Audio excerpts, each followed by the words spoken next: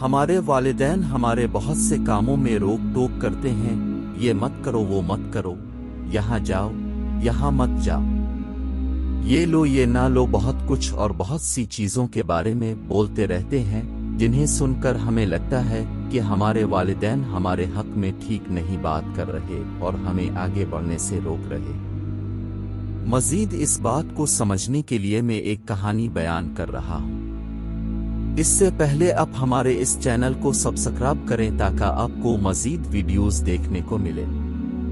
एक दफा एक बाप अपने बेटे के साथ पतंग यारा रहा था। पतंग काफी ऊंचाई को छू रही थी और आसमान में हवा के साथ लहरा रही थी। बेटा बोला, अबू जान ये पतंग इस डोर से जोड़ी है, इसलिए यहाँ तक ऊपर गई है, अगर हम इस डोर को काट लें तो ये और भी ऊपर जा सकती।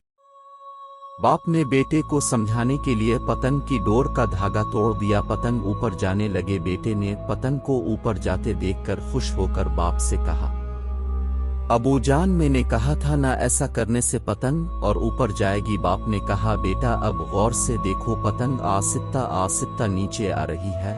और ऐसा ही हुआ। कुछ ही देर बाद वो पतंग दूर जमीन पर जा गिरी।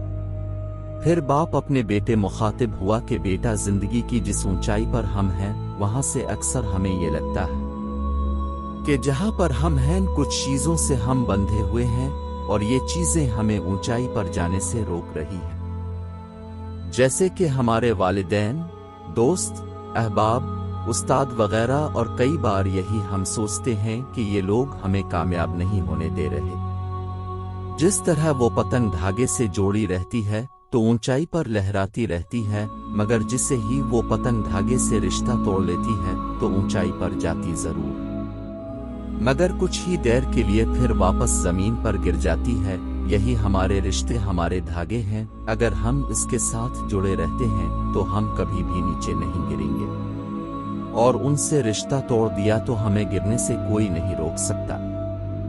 प्यारे दोस्तों, इस कहानी से बस हमें यही सबक सीखना है कि हमारे वालिदैन हमें आगे बढ़ने से नहीं रोक रहे, बस वो इस धागे को टूटने से बचाना चाहते हैं ताकि हम ऊंचाई पर टिके रहें।